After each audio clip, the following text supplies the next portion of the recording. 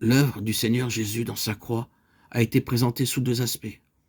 En premier lieu, nous avons noté que dans son œuvre fut réellement complet et définitif le fait que le Seigneur a détruit celui qui avait le pouvoir de la mort, ainsi que la mort elle-même.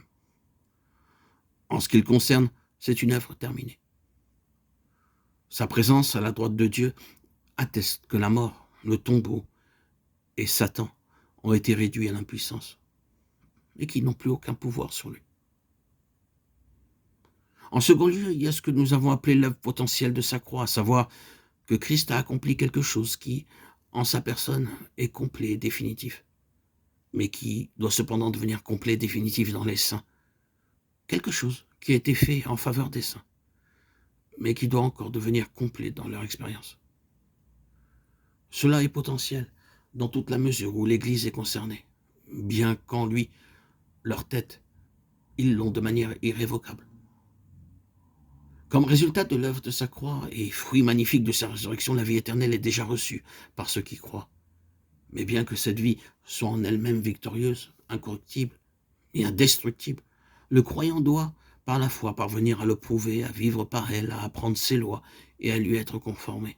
Il s'agit d'un dépôt dans le chrétien qui, en lui-même, ne nécessite aucun apport, pour autant que ses propres vertus sont concernées. Dans toute la mesure où sa victoire, son pouvoir, sa gloire, ses potentialités sont concernées, rien ne peut y être ajouté. Mais le cours de l'expérience et de la vie spirituelle est de découvrir, de s'approprier, de vivre par tout ce que cette vie représente et signifie. Ce qui revient à dire que le cours de la vie spirituelle et de l'expérience est celui de la découverte et de la vie par les valeurs de cette vie qui se trouve à l'intérieur et qui est secourue d'en haut.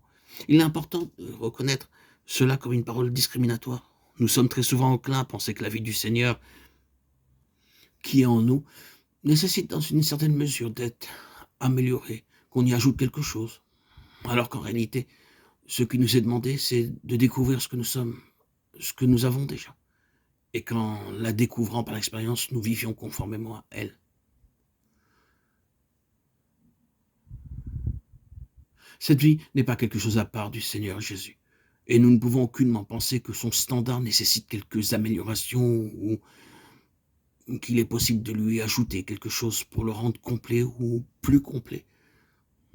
Nous ne voudrions jamais penser de la sorte. Cette vie est une avec lui-même.